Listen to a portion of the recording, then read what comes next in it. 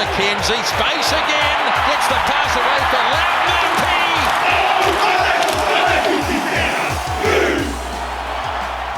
Welcome to the All Black Podcast Tunes, bringing you in from the official band of the Pod 660. I'm your host, Robert Dunn, going solo today. My co-host, Jay Reeve, will be back next week. So much going on in the rugby landscape at the moment, and who better to have in the studio than a man who has seen more than most. Welcome to the studio, Sir Graham Henry. Pleasure to be here. Mate, I actually spied you across the fields at Auckland University Rugby Club in the weekend, watching a bit of club footy. Is that something you do regularly? Well, I'm the patron of University Rugby Club because I'm old. I don't think that's the only criteria, is it? But well, that'll do to start off with. Sure. You're very argumentative. I'll be quiet now. No, I'm a patron, so I try and get there to the home games if I can, and I see the odd game away. Yep. And it's good to get back to the club. There's a good spirit there, and have a couple of beers with some old mates and watch a bit of footy and all good. Absolutely, and I think I watched the game as well, and I was really impressed with the standard. Actually, there was some looked like there were a few rep players involved. It was well followed. It was almost one of those things again where perhaps COVID's a great thing for grassroots footy because it. I thought the standard was awesome. What did you think as someone who's seen a lot of games of rugby over the years? Yeah, I think a lot of guys have come back, haven't they, who've been playing overseas, either for fun or professionally, and they've come back because of the situation. I think club rugby in Auckland has got two levels, and you saw two levels in the weekend with University Manukau, all due respects. Yep. And maybe it might be better to have two levels, an A and a B senior group, so there's more competition on the field, and I think that would produce better rugby players, better coaching, and better for the Auckland rep team to have competitive games rather than blowouts like the weekend. Yeah, I've heard that mentioned a couple of times, and perhaps would you think promotion relegation, so if one of those Division 2 sides or is going particularly well, they have the opportunity to come up and for play sure. some of the stronger clubs? Yep. Yeah, but I think we're too PC. We're trying to look after everybody, and I think the game's suffering because of that. And I don't think it would be detrimental to recruiting players to play if they had two levels. Yep. And I think you'd get, a better standard of rugby. Yeah, totally. And there's one thing I noticed a little bit from getting back down to my local club down the Bay of Plenty is after, the 4 to 6 of 8 weeks of COVID, where we weren't able to get together as a group, probably the thing I've loved the most about going down and taking my boys' team was just getting back and seeing people again, having that community aspect. As you spoke about it earlier, is that something you really enjoy, having the opportunity to get back and see some of the guys down at the club and chat all things rugby? Yeah, there's a huge number of people there in the weekend. There was. And I think that reflects a number of things, but as you say, people getting back together again, enjoying each other's company, watching a bit of footy, feeling pretty pleased that they'll be able to do those things. Totally. The rest of the world, they can't. Well, most of the rest of the world, they can't. So we're a lucky country and at the moment, so people are enjoying that. Yeah, absolutely. And not just at the grassroots level, but the local competition is going gangbusters. So firstly, just a bit of audio for a couple of great games of Super Rugby Aotearoa last weekend. Barrett kicks it into touch, and the unbeaten streak is over here in Christchurch. Now they just need to get it into touch. They fire it back into touch. It goes Blues win. Sir Graham, are you enjoying basically Sir domestic? Graham. Yes, I thought I'd better throw that in there, and Ted you will might do. say Ted just will do. Ted will do. Brilliant. That's all I wanted. I feel embarrassed about that, Sir Ted. I'll accept that. Let's not stretch it. Yeah, go on. I just thought I'd start at the appropriate level, and then you'd let me know where I needed to be. But are you enjoying Super Rugby, particularly with this? It's only New Zealand teams going head to head every weekend. Yeah, it's been great, isn't it? The football has been amazing. Like the speed of the game and the skill level and the passion of the players playing the game. I just wonder whether they can keep this up. Yeah. Like it's a test match every week. Yeah. They're close, aren't they? Any side could win, which is part of a great championship. When you don't know the result when you go to the park. Maybe the Crusaders supporters thought they were going for another win, but it's good for the game. And so they've been fantastic. But I think going forward, they need to think about player welfare because they just can't smash themselves every weekend like they're doing at the moment and survive. So how you get that balance right, I guess the the people who are running the game will hopefully get that decision right. Yeah, absolutely. But for you, you've got to be very, very happy with the Blues. It's a place where you cut your teeth professionally as a coach, and they've gone through lots of different iterations over the years since you started coaching them, 25 years ago. Is there anything in particular, as you look a little bit more from the outside now, that you think is particularly impressive, or part of the reason while they're playing so well? They won a tight one on the weekend, and good teams win tight games, I hear people say. Yeah, I think that's right. They probably wouldn't have won that game a couple of years ago, or even maybe last year. So no, they seem to be enjoying each other's company, and they seem to be tight as a group of people, tighter than they've been. I don't think they're quite there yet, and I'm sure the coaches would agree with that. But there's certainly been a big step forward, and the skipper's doing a great job. Yeah, he's playing his best Patrick rugby, isn't he? Turpalotu. Yeah, he is. I thought form. he had a massive game in the weekend. So he's leading the way, and leaders need to lead the way. Yep. And he's leading the way. And I think Bowden's made a difference to them. He's given them confidence. He's obviously gives them a lot of direction on the field, and the boys probably don't want to let him down. Yep. Just because of who he is and what he's done. Yep. So there's a lot of good things happening there, and McDonald, I think, has done a good job as a coach. He's brought them together, and they're getting better. We get complacent in Auckland. We get complacent easy. We get relaxed easy. And so the next game against the Highlanders in Dunedin will be a biggie, because they can play. They all can play, can't they? Absolutely. Not So the Highlanders. I think that's another big game. So there's no easy games. And then the Crusaders game at Eden Park in, was it 2 weeks or 3 weeks? Yep, that's the last one is Blues Crusaders for the last game of the competition. That will be massive, and particularly if the Blues can do the job in Highlanders country. Yep, absolutely. And there's, most recently, or in 2018, you did help the Auckland Mitre 10 Cup team. You've got to be pretty happy to see some of the younger players that you were helping with then, guys like TJ Fiane, Blake Gibson, Harry Plummer, Dalton Popoliti coming through and actually being really impressive players for the Blues now. Happy to see those fellas coming through and developing. Yes, good. Really good. And those guys were very instrumental in winning that competition a couple of years ago. And now they're developing into good professional players at super level. So that's good for Auckland rugby. Yeah, they just got to keep on doing it. Yeah, totally. And there's looking across the whole competition, because it's always pretty exciting year, really. The year after a World Cup, some established players go away, and it gives the opportunity for some new players to put their names up in lights for the All Black jersey. Is there anyone across the comp that you've been particularly impressed with now that we're a decent way into Super Rugby? Well, Will Jordan, I think, has been the player of the tournament, the fullback for the Crusaders. Well, he can play anywhere, can't he, in the back three? I think he's been... And we've got some superb... Mackenzie... Geordie Barrett. We've got some real depth in the back three. Totally. Now, there must be probably 9 or 10 wing fullbacks around the country who wouldn't let the black jersey down. Absolutely not. So it's I thought Umaga Jensen played very well for the Hurricanes. Yep. Look, he's big, strong, runs good lines. He looks the part. Yep. So he's come from nowhere. Apparently, this boy Grace. Yeah, Cullen Grace. Crusaders can play. Everybody tells me he's the future number 6. He's injured at the moment. But there's been a lot of players, and the rest of the world looking in, because they've got not much rugby apart from Australia, must be thinking, goodness me. And this, going forward to hopefully the championship, I don't know how South Africa and Argentina are going to feel when they're not playing any footy, and these guys are playing at this level with this intensity. That's going to be a big ask for those teams if it happens.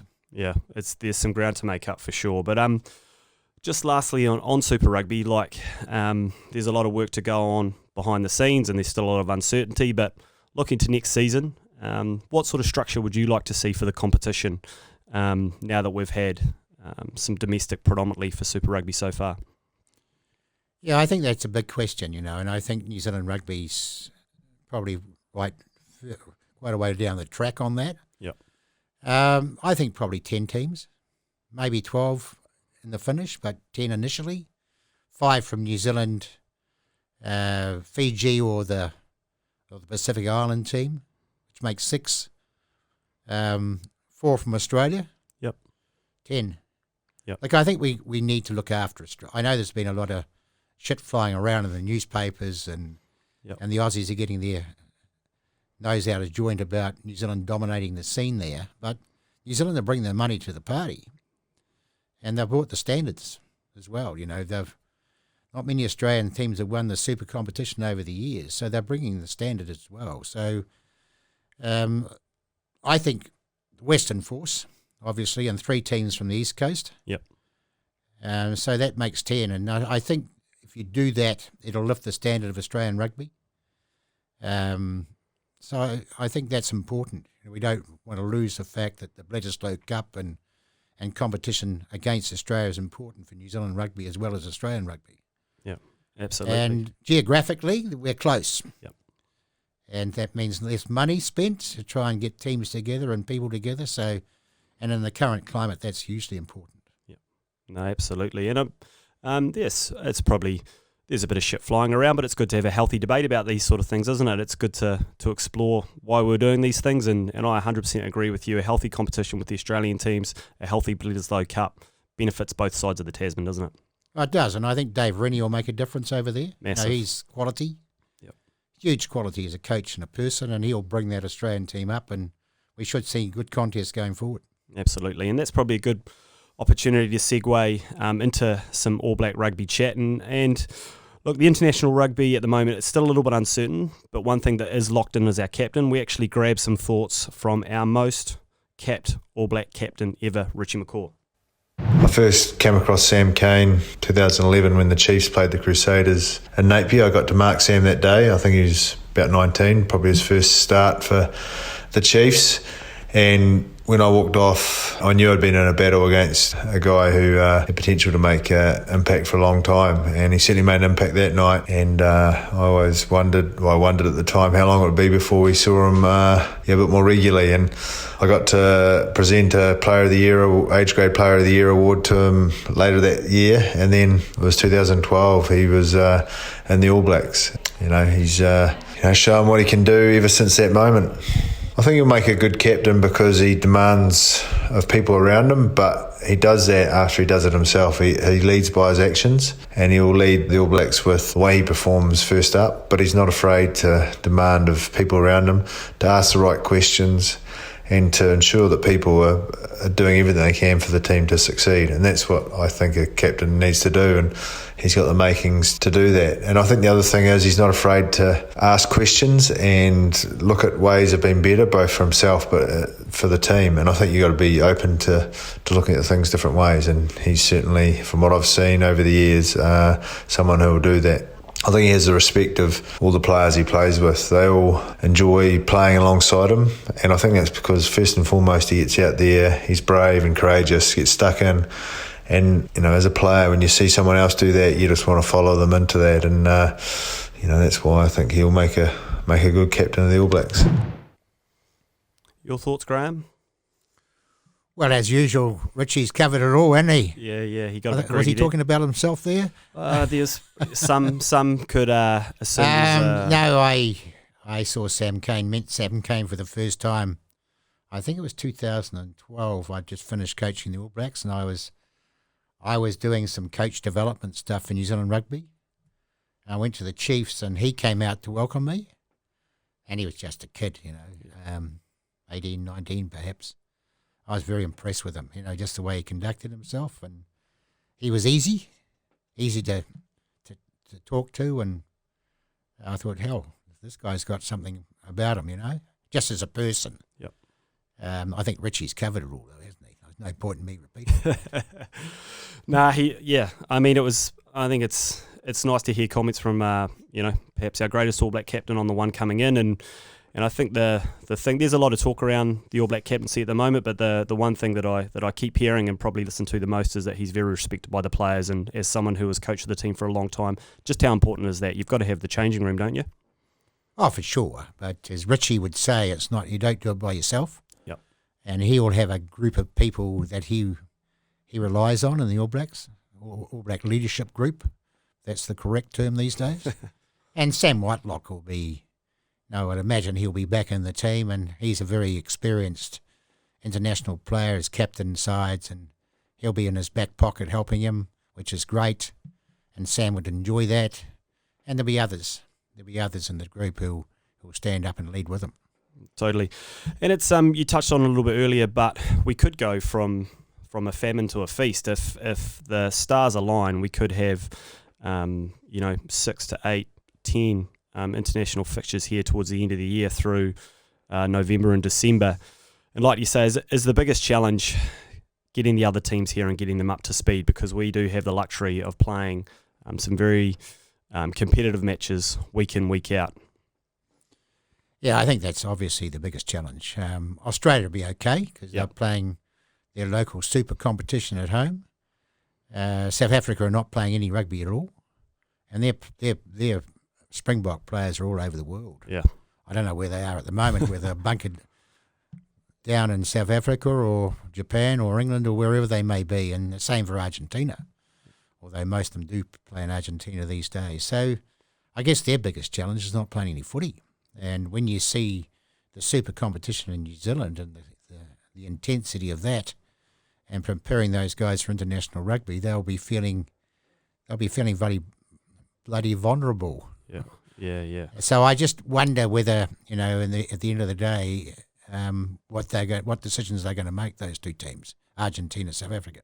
Yeah, and if we can imagine a world where there are some matches scheduled in, and we actually have to go through the process of picking an All Black team for this year, which a couple of months ago seemed like it might not be something Lev would be able to achieve, and you were boots on the ground at the World Cup last year, so you had a really up close and personal look at some of our toughest opposition, South Africa, England, who were able to knock us over.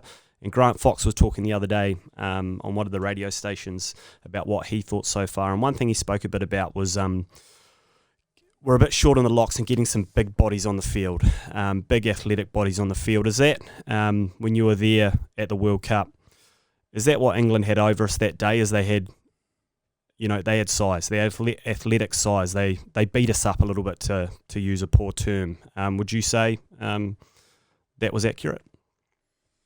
Maybe. I just think they were at a different level mentally than we were on the day. And now I think an All Black team at 100 would... Let me explain. Like the England team didn't qualify in 2015 for the finals, so they didn't make the quarter final. In their own country, yeah. In their own country. And there was a large number of those players who were selected again in 2019. New Zealand had... All of their players had never lost a World Cup game. Never lost. So you've got a different level of intensity working into that game. England are going to be the best they could be, and New Zealand never lost, which I think is a little bit of complacency sets in there. Yep. And the coaches and the senior players would have thought about that, and they would have talked about it. So it wasn't something they didn't know about. Yep. But it's easy to talk about and harder to do. So they're probably at 90%, the All Blacks. And England were 100, and if you can get over 100 plus, they're over 100 plus. Yeah. And I think that's the difference. And you get to the final, like South Africa are really concerned about England. England, just a wee bit complacent, beaten the All Blacks, got ahead of themselves a wee bit. Same situation, different level mentally. And mental attitude in sport is massive, and that's the reason I think the All Blacks got beaten. Yep. And that's the reason I think South Africa won the final. It was what was happening in the top 3 inches. Yeah, that's interesting. And there's do you you're also involved in the appointment of the All Blacks coach for this year, and it's probably something that one thing I want to ask you first was you're perhaps, I think, maybe one of the first coaches to be reappointed after a big loss. Is that almost that flow on that was created when you were reappointed after a World Cup? Did you see that as still being a really, really important part of the coaching setup of the international side? Not necessarily, no. I was a bit fortunate, wasn't I? So, no, I don't think that's necessarily a criteria. It may be a one factor, but I don't think it's massive. And so I'll finish there. Yeah, no, absolutely. I want to ask you, before we chat a little bit more about your career, just a couple more things on the international game, and because it's, COVID has created this great moment in time to look at what we do across all facets of rugby. But there's a few issues in the game. There's a few things that I've heard thrown around, that could have some initiative. The scrum is taking up a lot of time in the game. Like particularly, you look at the size of the guys these days, the strength and conditioning is probably just so improved from when you first started coaching rugby that we've got huge athletes who are very, very explosive, very, very athletic. And then particularly with the way rugby is set up these days, we're effectively taking off 3 front rowers and replacing them with another 3 front rowers who are equally big, equally athletic, equally as powerful. And it's just creating a hell of a contest at scrum time. Has it gone a little bit too far? Do you think? Or actually it's just a beautiful part of the game, Graham? Well, the front rowers think it's a beautiful part of the game, and that's important for them, and I can understand that. I think this probably in the super competition in recent time is scrum has improved. Yep. We have not spending as much time, I don't think, getting the ball into scrum and getting a result, which I think is very important because the fans don't want to see that, and we need the fans in the park. We need the fans watching the TV, and we need sponsorship in the game. So it needs to be a good spectacle. And I think rugby in general understands that they can't have reset scrums. And I think there's been less of that, and maybe it's because the referees are managing that better, and maybe the information has got to the players that we can't continue to have reset scrums, and they've come to the party as well. I'm not sure about that. Yep. I can't remember the question, but have I answered it? No, it was just, it flows on nicely to the fact as well that, many, many years ago, the bench wasn't as big. These days, the international bench is at 8 players.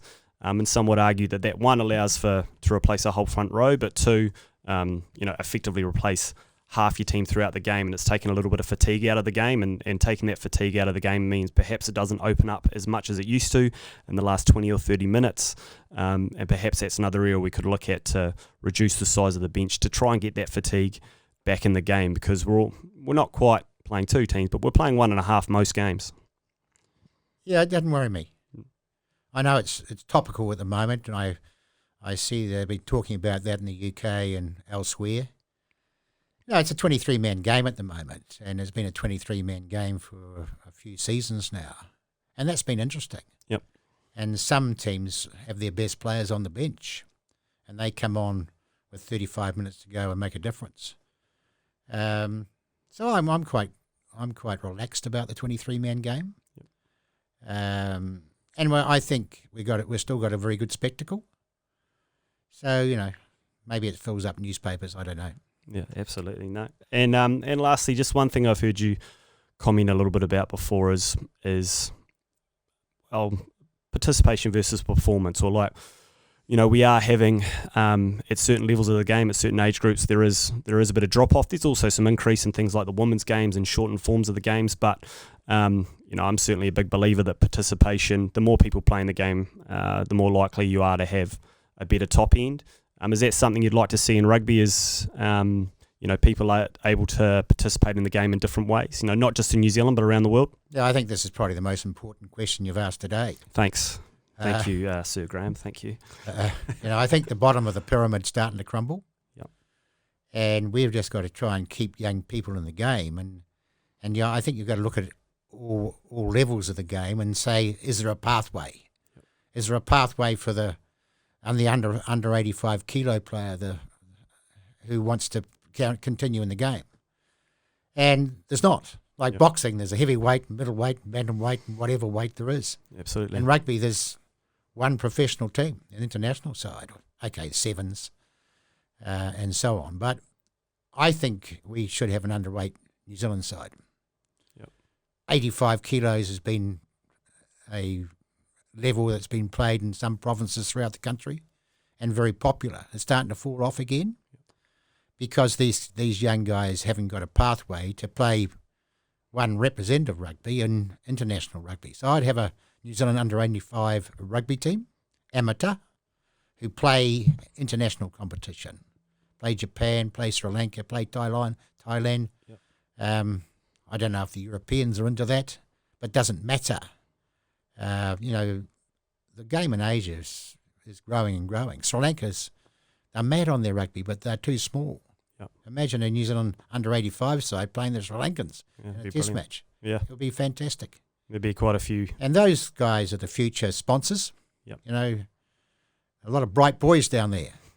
Future sponsors, future referees, coaches, fans, club administrators.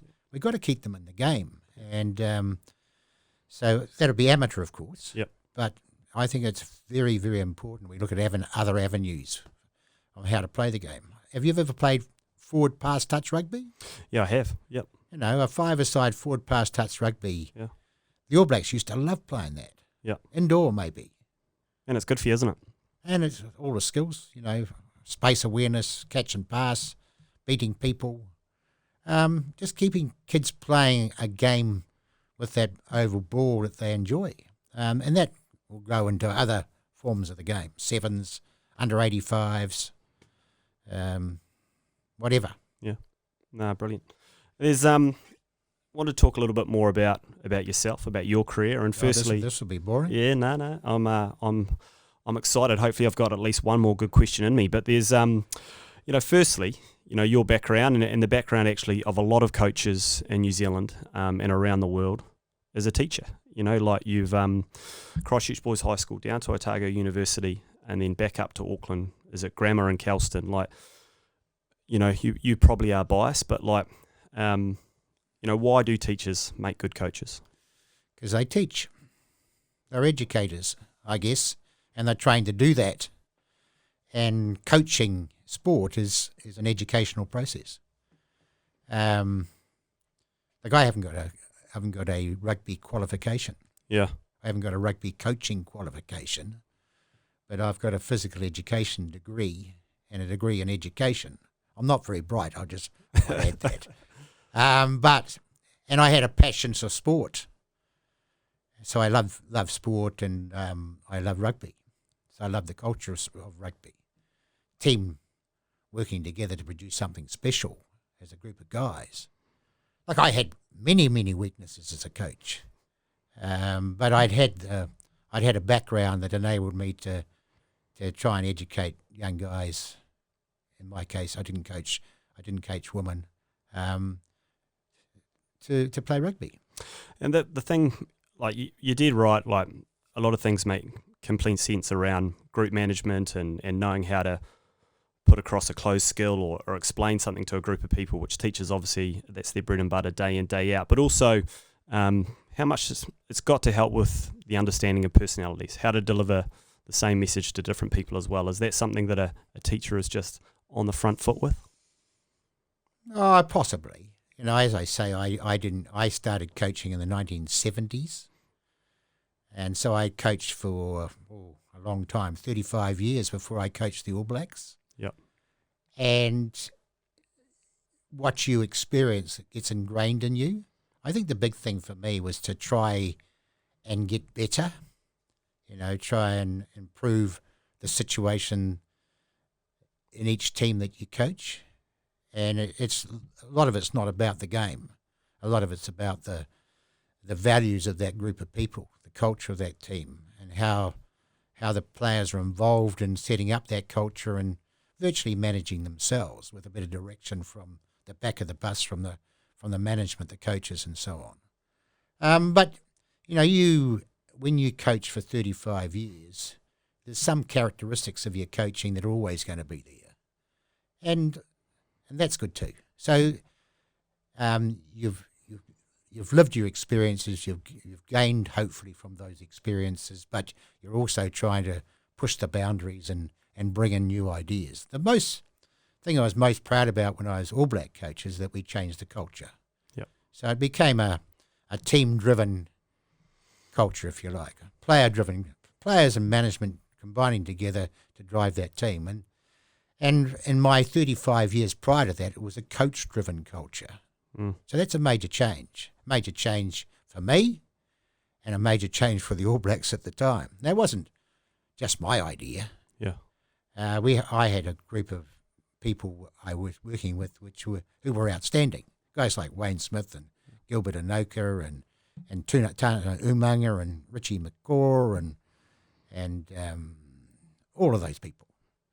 And those people put their heads together to make those changes in the All Blacks. And I think that's the most thing I'm most proud of. And the All Blacks have done pretty good since that change. They've done pretty good. So, but you're always looking at it and always trying to fine tune it and make it better.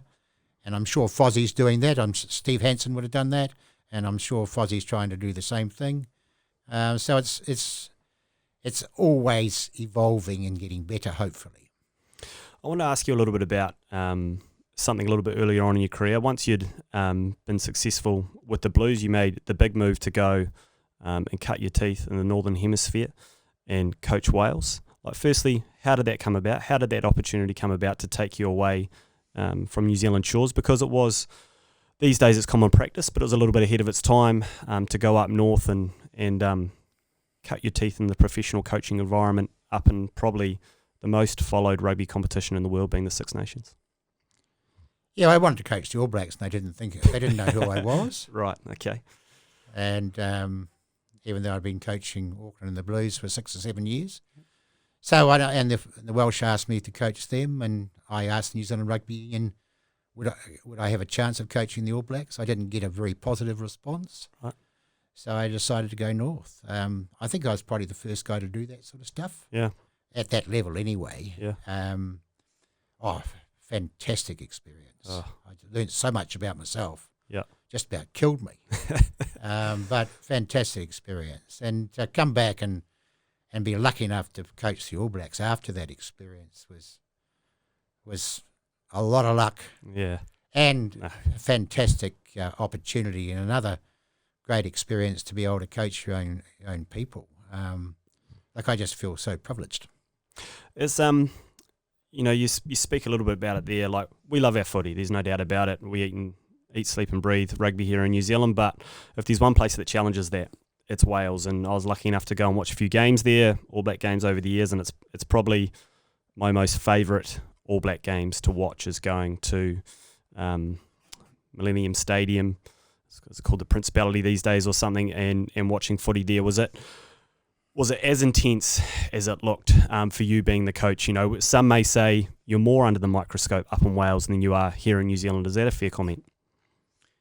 Yeah, I think, they're just different. They're beautiful people, the Welsh. Yeah. But they're so bloody passionate. They feel they're in the team. There's 2.5 million people only in Wales. A lot of Welsh people live outside of the Principality. But they feel they're part of the team. They've got the jersey on, they've got the boots on, and they're into it. Yep. And so you don't get any relief when you're in Wales. Everybody wants part of you. So you're walking down the street and you can't go anywhere because people just crowd around you and want to asking you questions. You can't go out and have a pint unless you're with a few other guys to get round you so that you can get a better protection. But that's good too. It's just they're so passionate. God, I just loved that experience. It just about, as I said, it just about killed me in the finish, and I had to run away and recover. But I look back on that. I also coached the Lions in 2001. Yeah. And those experiences changed my life.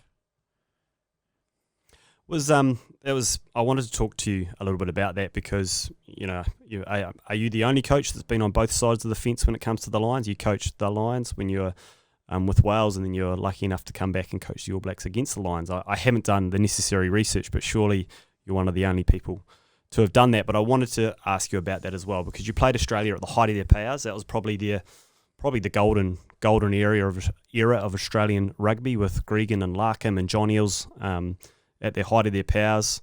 100,000 people at the MCG watching some of these test matches. Was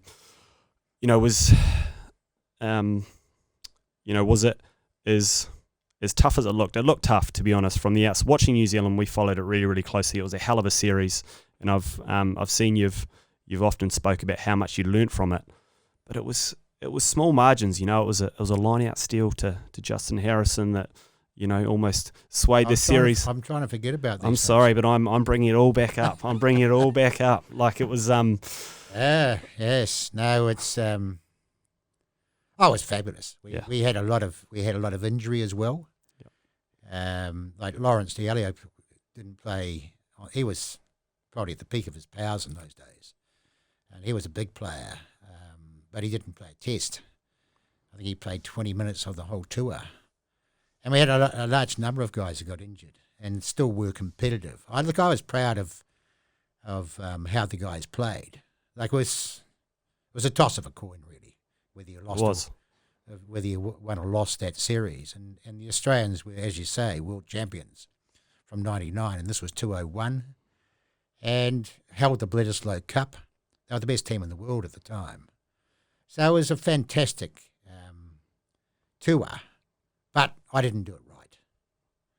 I look back and think, how could I have done that better? So I was the domineering coach, and I was coached with 4 English guys who were good men. But, a Kiwi who was a foreigner to the British Isles and Ireland, coaching the British Lions, and you had 4 other fellows who were all English, and you feel a bit vulnerable, probably. Yeah. But I was so bloody arrogant up myself that I probably didn't even notice. Yeah.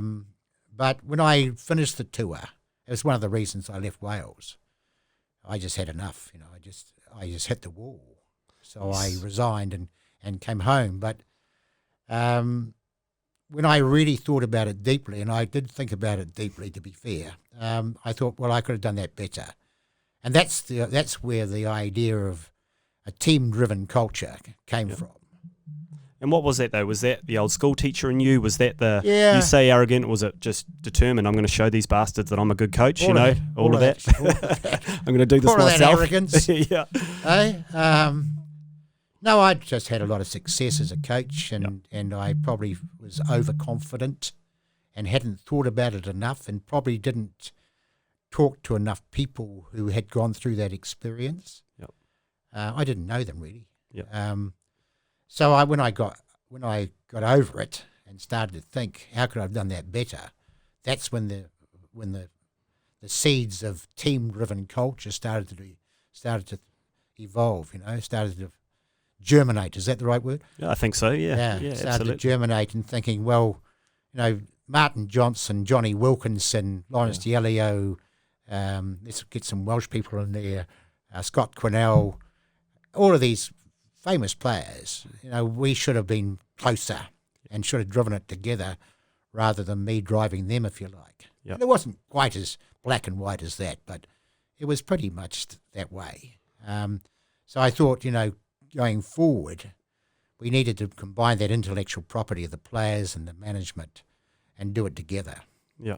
And as like you say, you came back home, you had a good think about your career to that point, and you were fortunate enough to then, after the All Blacks lost the 2003 World Cup final, lost the semi-final to Australia, in 2004, you got the All Blacks job. And was there, did you literally start that job with these things you're talking about in mind? I'm going to do this a bit different. I'm going to be player-driven. Was there some things that were on the to-do list when you got the big job? Oh, yeah. But, in those days, and it's a bit different today, so we're talking 15 years, 16 years ago. We are. You'd arrive, the team was selected. Yep. You arrive on the Sunday and you play on the Saturday. Yep. With no previous connection with anybody prior to that. And they were playing England, who were playing through world champions from the year before, from 2003. We played them in Carisbrook, first test. Yep. We gave them a hell of a hiding, by the way, but that's great. beside the point. I just thought I'd drop that in. I remember it. It was great. Yeah. But, you just didn't have the time to make major changes. You had a game on Saturday. But as the year went on, and there was a catalyst to it, after the Tri-Nations finished, we got together in Wellington and made the changes. Yeah, and it was you say that was that catalyst being at the end of the Tri-Nations and an infamous court session that supposedly You've read the book. I've read the book. I've read the internet. I've read the articles, but I certainly have heard that story before. Was that the opportunity to bring in some of those changes you'd thought about because you had some time, or like so often when it's when you lose matches or when you go through a time of a bit of crisis that actually sharpens the mind and gives you opportunities to make the changes that you thought you needed to, but perhaps you don't do it when you're winning? Oh, no, it was really about the opportunity to have some time together and put all those things into place. Yep.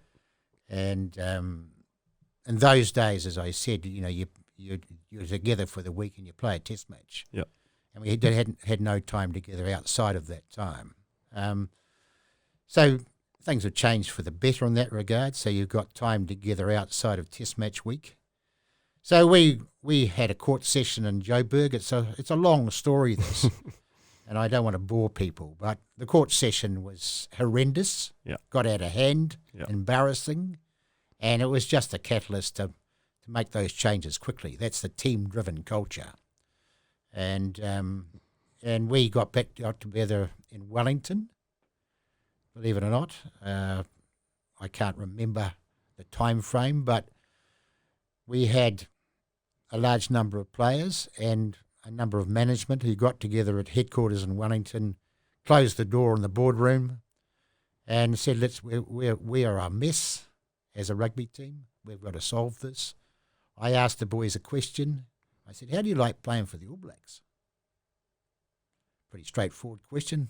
There's no grey area there. Oh, we feel very privileged, but we don't enjoy it. Sure. Why don't you enjoy it? Follow-up question. Oh, we don't like the culture. We don't like the expectation. So that was a marvellous, and everybody said the same thing, maybe using different words. Yep. But when young guys don't like the culture of the team they're playing in, and they're playing in the team because they respect the country and respect the All Black brand, you've got a problem. And so that was a marvellous response from the players, and that just gave us the leg up that we needed to do things quickly. And we didn't do it right. We got along the road quite well, but we had no blueprint. You couldn't look up the internet and see a team-driven culture. And so we made some mistakes. We corrected those mistakes very quickly, and we finished up with a leadership model that we're proud of. Absolutely. And to go on, as I said, to get on the other side of the fence, in 2005, the Lions arrived at our shores, and you are now coaching the All Blacks instead of the Lions. And if you look back now, we beat them 3-0. It was a convincing series victory. But heading into that series, there was a huge amount of hype around it, and they came with a bit of expectation. How much of a benefit was it being the coach of the Lions previously and knowing some of the pressure these guys will be under and knowing how hard it is to get four nations together and get them aligned? Or were you just worried about your side and getting them ready? Exactly. Just worried about our side. I think the Lions brand is fantastic. It's amazing. And, it's great for rugby. Sir Clive Woodward was the coach. He was. And he probably should have coached them in 2001. He was the English coach. They were dominant in the Six Nations Championship. They were a dominant team in Europe. But we had gone through an enlightening period. I haven't said that very well. I won't try and repeat that. So we had grown as a group of people after we had brought in the team-driven culture. We had a tour of Europe at the end of 2004. After that meeting, it finished up with a big win in Paris, 45-6 or something like that. It just gave the boys the springboard to go. You know, they got some confidence in themselves. And the Lions tour was a marvellous opportunity to express that. We had a lot of young kids playing. You may have heard of Daniel Carter. He was playing. Richie's first year as captain. I'm wrong. I do apologise. Tana was still the captain. I do apologise, T. That's right. But we had a lot of young guys playing, and they just had enough experience to go. You know, they just pulled the trigger, and they played some great footy. You did. There's guys like Richie, Dan, Ali Williams played some great rugby that series. Carl Heyman, you did. Yeah. It was a fantastic series, and it just creates such excitement. The sort of what the Lions bring to a country, doesn't it? But that led into 2006, which was a fantastic year for the All Blacks. Was it 2006 you won the Grand Slam tour? Like almost not quite, but almost played. Rotated teams, throughout the end of year tour and leading into 2007. The team, certainly from the outside, seemed to be in a fantastic space, not just in the way they were playing rugby, but you had great depth. It sounds like you worked really, really hard on setting up, something that's talked about all the time now, culture, but you were sort of really putting things into place from that side of things for the first time. We all know 2007 was a loss in the quarterfinal to the French, and it's a pretty well documented story around that match and how it all went and how it affected yourself and Richie and Dan and having DC and Nick Evans all go off in the final and in that match. Sorry, what I want to ask you more about was post that match, because for the first time really that I can remember anyway, certainly after 2003, certainly after 1999, John Hart and John Mitchell, we retained our coach. Firstly, did you have to think long and hard about putting your name back in the hat? And then secondly, once you obviously got to that point, because you did, how did you present yourself as the best option going forward when we had a loss in a World Cup at a quarterfinal stage? Yeah, it's a bloody long question. Can you remember the start? Yeah, I can't remember. Look, I reapplied because I had to. Yep. Now, when you're All Black coach, you put a lot of pressure on young guys to perform, and so the acid's on them to do the job, and you supply that acid to a certain degree. And I knew the players would be looking at me to say, has he got the balls to reapply?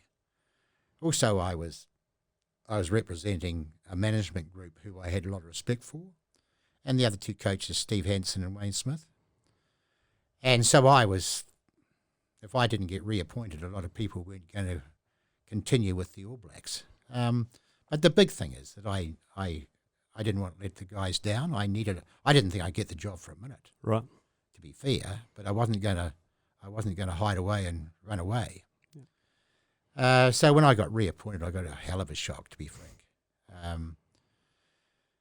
I guess we'd had a pretty good 3 years, and our results were similar to recent sides.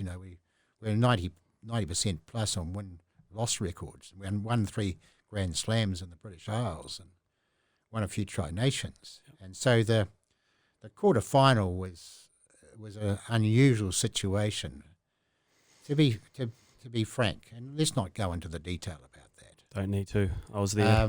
But again, we learnt.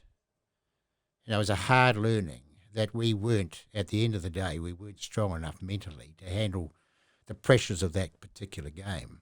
And so the first thing, once reappointed, the leadership got together and said, what was the problem at Millennium Stadium in the quarterfinal against France, and how do we fix it going forward? And that's when the mental skills program first got developed in depth in the All Blacks. And I think that mental skills program has been another major reason why the All Blacks have been successful since then. And is that predominantly, obviously Gilbert had been there for a while, but also was it after 2007 that you brought in Kerry Evans? Was that the time when he came in, was it? Yeah, well, the leadership group met and they said, what do we need to do? We need to get some experts in here. And Kerry Evans was a psychiatrist. He was an ex-New Zealand football captain. He was also a black belt in karate. So he was using that shit himself. Yep. It's the wrong term, but I think the public will understand I think he was using that shit himself, absolutely. Yeah. So he using the same mental skills to keep himself in the game as a karate player, if that's the right term. And so with Gilbert's facilitation, we developed our mental skills program with Kerry Evans' expertise. And we had a seven-player leadership group. The three coaches, Gilbert Anoka, Darren Shan, the manager, and a couple of Nick Evans, I think was. I don't know if he was not Nick Evans. I got the wrong person. Doesn't matter. I'll move on. And so that group of people worked with Kerry and Gilbert to develop that program. Manono actually was a very big catalyst in that program. He used to present a lot of the mental skills stuff. Brilliant. Good humour, Yep. good artist, good presentation, and it made a difference. Absolutely. And it's, we fast forward to 2011, playing a World Cup on your home soil. And at that stage, I'm more than happy to say it absolutely was a monkey on the back. Like, not of winning a World Cup since 1987. It was a monkey on the back. You reckon? Yeah, I am. I'm happy to say that. Absolutely. I think we tried not to be I think said in the lead up. There was a wee bit of expectation. Massive expectation of, the semi-final against Australia at Eden Park is easily the best atmosphere, the most intense atmosphere that I've ever watched. An All Blacks game at home. It was comparable, but probably exceeded some of the matches I'd seen abroad. There was so much expectation that night, and you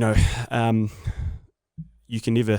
There's no such thing as total confidence, but was it years and years of learnings? Since you had taken the job back in 2004, that you were able to keep calm. You always felt confident that you were pushing the team in the right direction from all those learnings you had for all the different things we've chatted about as you got together at that tournament. And you were, you'll look back now, we won the tournament, as you've often said.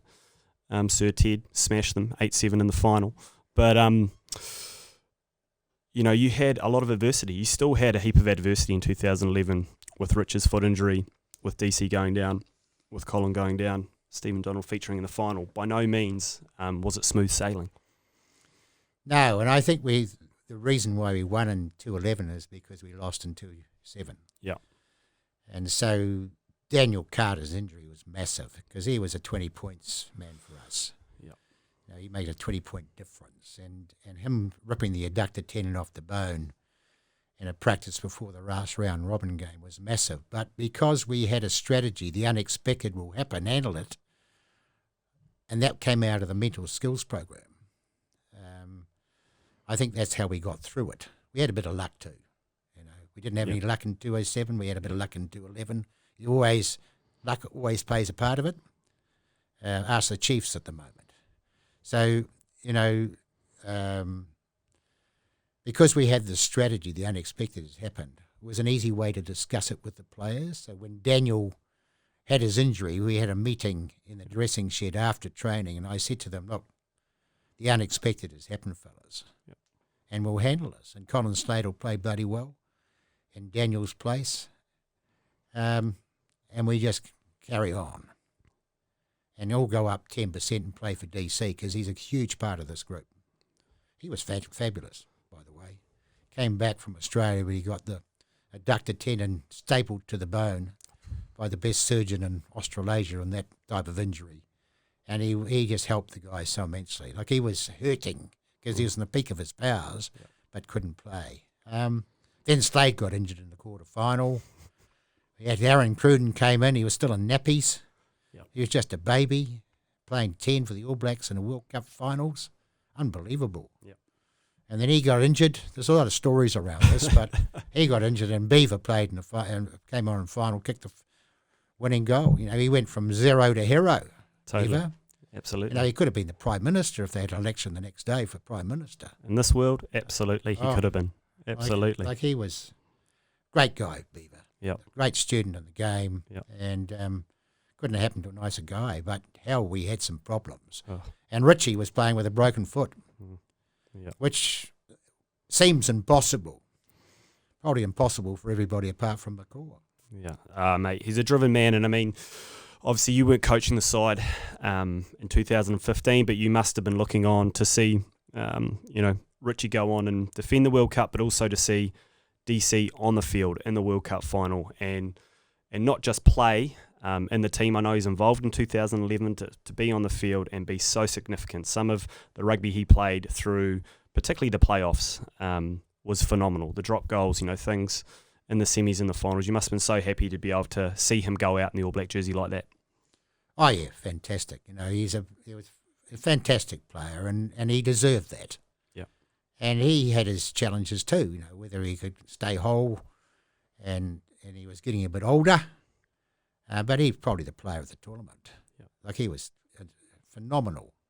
And also, I think the 2-11 thing with France playing in the final, everybody wrote them off. Yeah. Ideal team talk for France. The media always helps the opposition in New Zealand by writing them off, and they'd written themselves off probably, apart from their players who were talented individuals.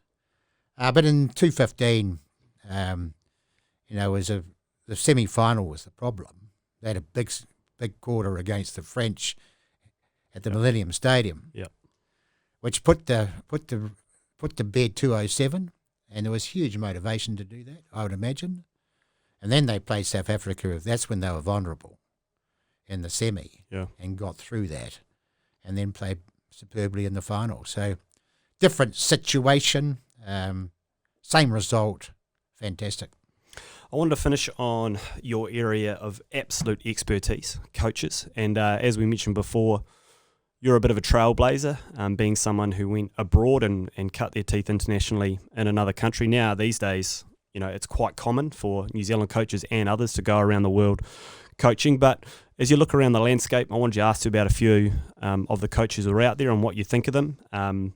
Firstly, Eddie Jones, who's someone who has coached all around the world as well. And I think, everyone can agree that he's got England humming. He's got them confident. They've always had good rugby players. They've always had a large rugby playing base. They've always had good athletes, but it feels like one of the main things he's changed with them is the confidence. That I think they look like they're a team that think they can win most games they go into. What do you think? Yeah, I agree. Like Eddie's quality. Yeah. Polarises people a bit. Yeah. I quite enjoy that. Like he's quality. I remember having lunch with him in Japan before the 2015 Rugby World Cup. Yep. I was over there doing a bit of coaching, and he invited me out to lunch, and he said, we're going to target South Africa, 2015 Rugby World Cup. And I'm thinking to myself, South Africa will win by 30. That's the greatest result ever, I reckon. It was amazing. Japan beating South Africa in the 2015 Rugby World Cup. Yeah. It was an amazing result. Yeah. Eddie Jones. He's pretty special coach. Totally. And another And a one, special guy. I've heard he's an outstanding rugby man, but another one as well who's made a huge impact in an environment that I think could be pretty bloody difficult is Rassie Erasmus. Took South Africa to the World Cup final last year, got the stars to align because, as you said earlier, their players come from everywhere, and he's now in a director of rugby role at South Africa. Your thoughts on him? Well, he brought them together, didn't he? Oh, And he's obviously highly respected. I don't know him very well personally, but he's obviously highly respected by the players, and the players play for him. And he just seems to me it's not about Erasmus; it's about the team. And all I could do is respect the guy. And after the game, I happened to be on the sideline in the final and watch with interest. The players all went to him. So he certainly made a huge difference there. He was a quality player himself. he was. And I'm trying to find the right word, but great personality, who's got other things going on in his life apart from rugby, and connect with those guys bloody well. Yep. Like I was talking to John Smith after the game, who was crying. Wow. And John used to be the captain of the Springboks when I was coaching the All Blacks, and we had the All Blacks and the South Africans always had a great relationship. So we used to mix after the game and chat, and so I knew John quite well, and I said, "Geez, it's great for South African rugby." He said, "Ted, it's great for the country. We're a multiracial country which is struggling to connect with each other, and here's a multiracial team from South Africa winning the Rugby World Cup." He said it couldn't be better for our country. Yeah, no. It was. And like Erasmus, I think is of the same ilk. It's about the country. And last couple, I wanted to, a bit closer to home, a Kiwi coaching Aussie. It's happened before. You've coached against Robbie Deans when he was in charge of the Wallabies, and it always caused some good headlines. But Dave Rennie, again, he's got the job over there. He's been coaching, again, overseas in the Northern Hemisphere, and he's taken the job with Aussie. How do you think he'll go there? Which is, it's challenging, the Australian game at the moment, but certainly everything you hear about him is really positive as a coach. Yeah, he's a quality man. Yep. Quality coach, quality person. I think he'll make a huge difference to Australian rugby. They'll have to give him a bit of time because the product's not that great at the moment. But, their under-20 team beat ours convincingly recently, last year. And so he's got some young guys to work with, and I think he'll make a big difference.